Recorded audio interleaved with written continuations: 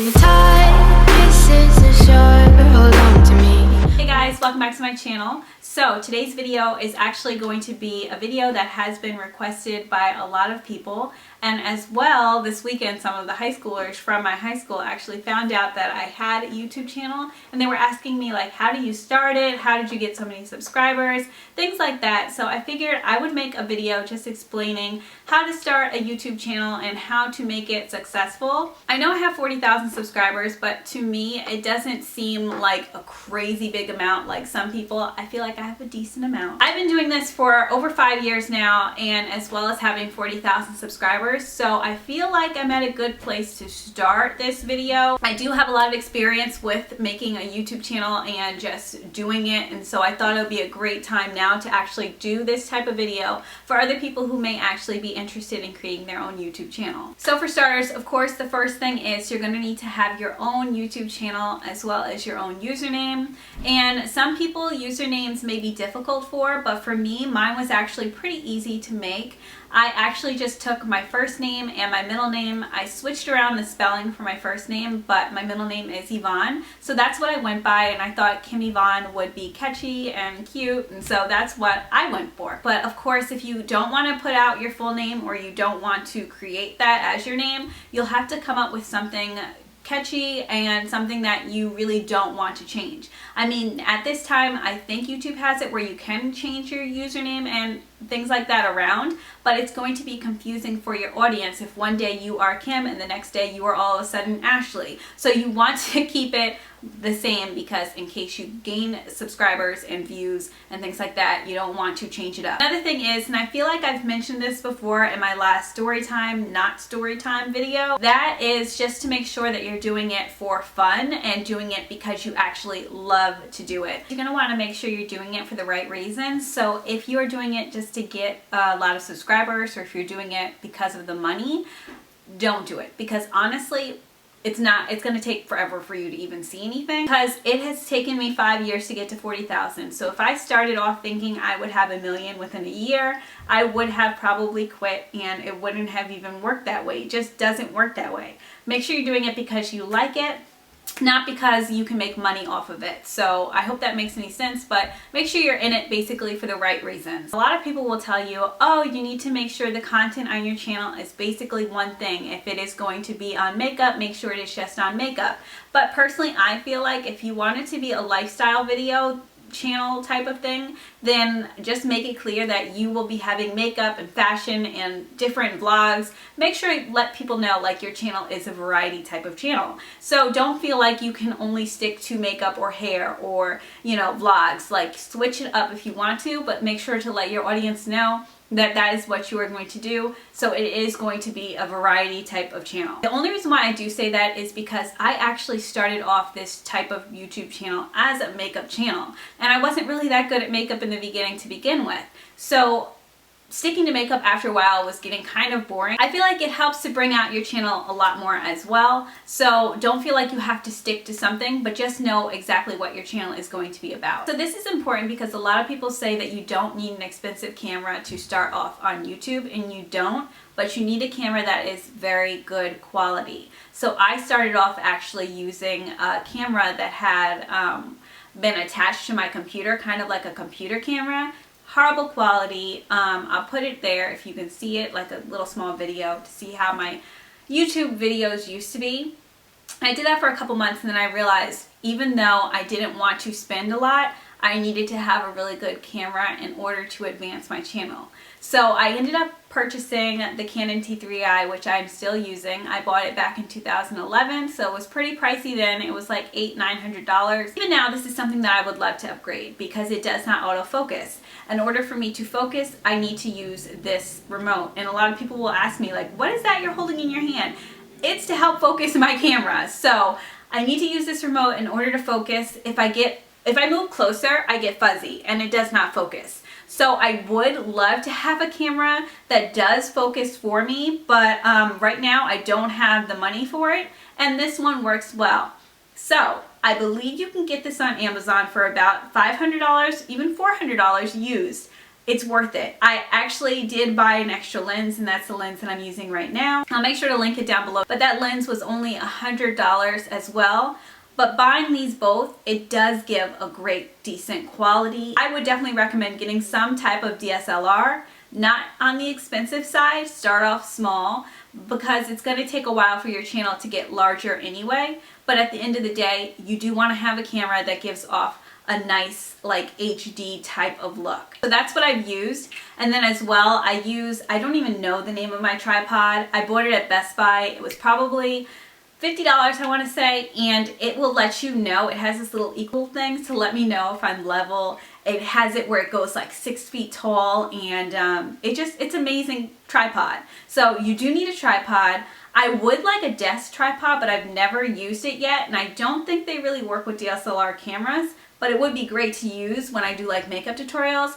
But I only have one tripod, and I've had it now for about 4 or 5 years, and it still works amazing. So you don't need to buy like an expensive tripod. Mine was $50. The camera was expensive, but it's worth the investment. So after all that, don't buy an expensive camera, but buy a good quality HD camera, if that makes sense. You are probably going to be having to spend at least $300, but it's worth it. So the next thing is lighting, and a lot of you guys asked me about this as well. Currently, I am sitting in front of the window of my room, and I'm using natural lighting, but then I'm also using the light in my room. So this light in my room, my husband's watching football, so if you hear any like screaming in the background.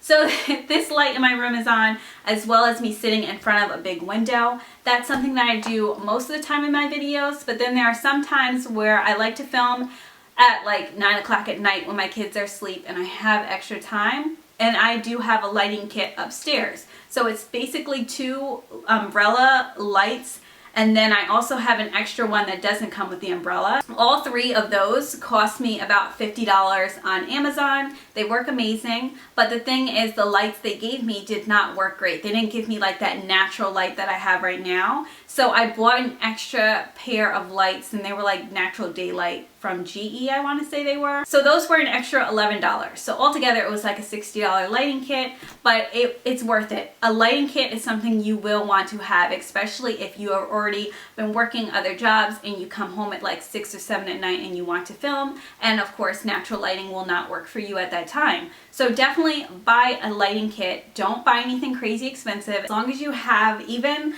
actually used to use this before, a desk light, and I used to use one of the GE lights. So if you have any type of cheap kind of, ooh, I fell. But if you have any type of cheap light stand, as well as like a natural daylight light, that would even work as well. And I even stuck like a paper in front of it, and I know that sounds like a fire hazard, but before I got my lighting kit, that worked amazing. And yeah, just do whatever works for you, because it's all about saving money until you are actually able to make your own money on YouTube. Another thing is backdrops. One of the main reasons why I got this type of lens that I'm using right now is because my backdrop wasn't the best, and I just don't have the time as a mom to just clean up behind me and make it look nice with flowers and candles. Once in a while I will do that for my videos, but most of the time I just don't got time like that. So this type of lens worked well, because you can never tell that that's actually a mess right here. It kind of looks like a nice little design, little trinket there, but my husband's desk and dresser set is a mess right now. So that's the reason why this type of lens works amazing. But also there are some YouTubers that like to have like shiny like backdrops, I guess you can say, if that makes any sense. And to buy a type of backdrop to hold up and to have like a green screen and things like that behind you, it's going to cost you a couple of $100. So especially a nice one. So what I did was I actually went to Joann's and I got this black, and it's supposed to be like a bathing suit type material. But what I do sometimes when I want it to look nice behind me, I will pin this up, if that makes sense. I will pin this up behind me, and I will actually put it on a wall with some type of sticky tape, or else I even use thumbtacks. And when I put this up behind me, look how nice it is. It just really looks like a nice backdrop. But of course, I don't do that for most of my videos. That's more of like when I want to make it look great, but I don't have time to clean up my background as well. So that's another cheap option, because that bikini type of fabric It only cost me $3 from Joann's, and it's like a whole yard. It was on sale that day, but it's long. Like, look at that.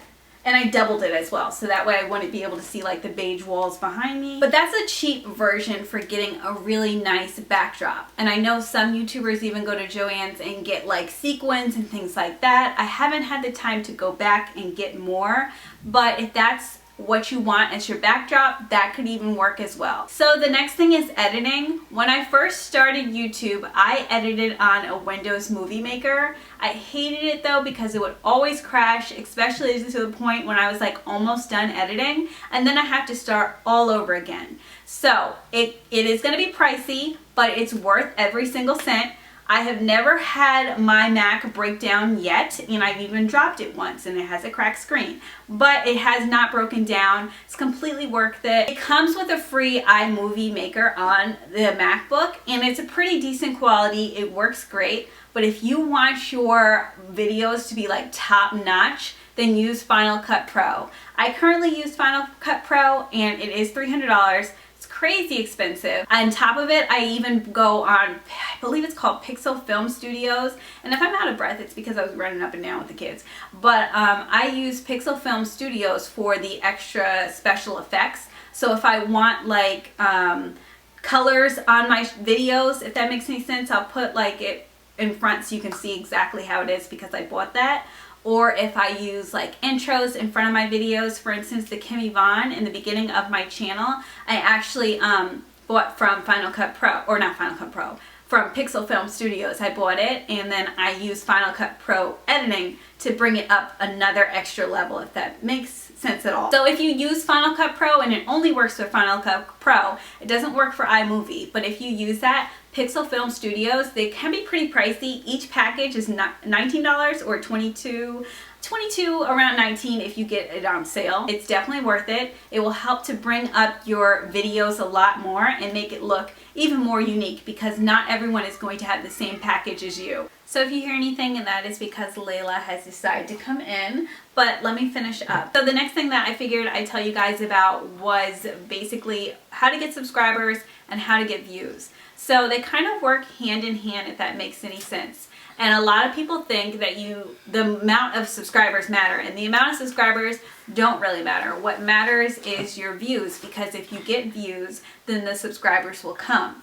So what you need to do is really just make sure that your channel and your video stands out compared to everyone else. So if I'm doing, let's say if I'm doing a story time type of video, I want to make sure that I have filled up the tag section in my video as much as possible. So that way my video is kind of seen a lot more, because there are going to be a lot of people, especially now, there are a lot of people who put videos about makeup, videos about hair, but you want your video to be up within that first page in the search. The more views you get, the more people who will notice your channel. So that's the most important thing. You want to make sure your title is catchy, and you want to make sure your photo that you use for your video is catchy as well. A lot of people say don't judge a book by its cover, but a lot of people will judge the cover of your photo by what your video is going to be. So you want to make sure that your channel has the most popping type of photos possible for each video. So I actually will edit my photos on PicMonkey, and that will help to just give it more of an edge. And on top of it,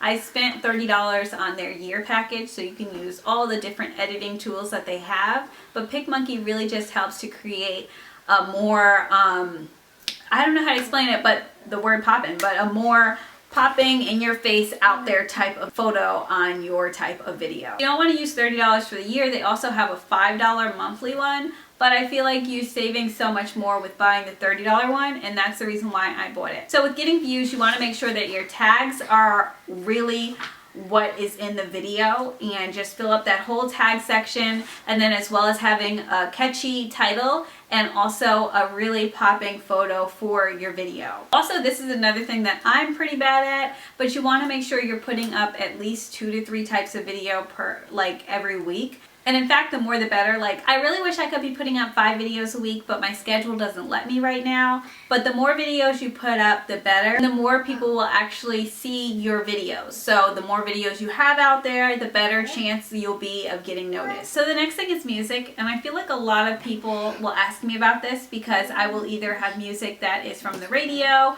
or just a lot of catchy things out that people know nowadays. So YouTube has a thing where if your music on your video is over 30 seconds, they will actually review it to see if it is something that is on the radio or monetized or popular already from someone else. So what I will do is try to make the video music that I use, if it's anything that is popular, I will try to make it less than 20 seconds. So you want to make sure that any type of music you use is underneath that 30 seconds. And then also if it is any other type of music that hasn't been out there, then always make sure to link what the music is inside of your description box so you won't get, you know, the owners of that music upset with you. So for instance, any type of music that I use from SoundCloud or any type of music that I find on YouTube, I will make sure to link it inside of the description box. Sometimes I do forget, but I will make sure to link it inside of the description box so that way you guys will know what type of music I used and things like that. But that's the main reason how I'm able to use music that's kind of popular today. And SoundCloud is definitely a friend. There's a lot of artists that will remix music that's on the radio now. So using SoundCloud will really help you to actually use longer types of music in your videos. There are also a lot of royalty-free YouTube channels here on YouTube, so make sure to definitely check them out. I will link them down below for you, but that is where I usually will get my YouTube music from, either a royalty-free video or else I will also get it from SoundCloud. Alright, so the last thing is partnerships. I used to be partnered with Style Hall and I stopped being partnered with them about 2 years ago, and I honestly feel like it's no point in being partnered with any type of partnership unless you are making a crazy amount of money or have a crazy amount of subscribers, and even then it can be iffy. Because when you are partnered with someone, it's basically them taking a part of what you earn from YouTube. And if you don't see any benefits from it or anything in return, then you're just paying someone to have a piece of your name with their business. So as of now, I don't feel like it is necessary for me to be partnered with anyone. I am not partnered with anyone. I'm not except YouTube, of course. And so yeah, that's how it is. I am monetized through YouTube, so I do make money for each type of video that I put up. But that's how I do make money off of YouTube, by being monetized. And yeah, I don't feel the need to be partnered with anyone on YouTube though. And you will get invitations practically every day when you start making your YouTube channel to be partnered with someone. So don't feel like because someone is writing to you that you should be partnered with them, because I'm telling you, they write to everyone. So, I mean, being a smaller YouTuber and being partnered is not going to help you at all. Because in case your video does get bigger or your channel gets bigger, you can always use that money to put back into your channel. So for instance, any type of money I do make on YouTube, I like to make into like a giveaway or a percentage of it into a giveaway. So that way it can help with getting subscribers and getting people to actually want to stay, and kind of like a thank you to the people who are already subscribed to my channel. So partnerships aren't really necessary until you make it, and even then, and also it is important to be monetized as soon as you start, because you never know what could happen or when you start making YouTube money, and it's important to actually get that back. So that's basically it. I hope you guys enjoyed this type of video. I plan on creating a video on how I edit my YouTube video, as well as how I edit the intro and how I edit my thumbnails. So if you guys are interested in seeing that type of video, then definitely give this a thumbs up. I also made sure to link where I got my studio lights as well as my camera and things like that. So definitely make sure to check out the description box below. So thanks guys so much for watching, and of course I will see you in my next video.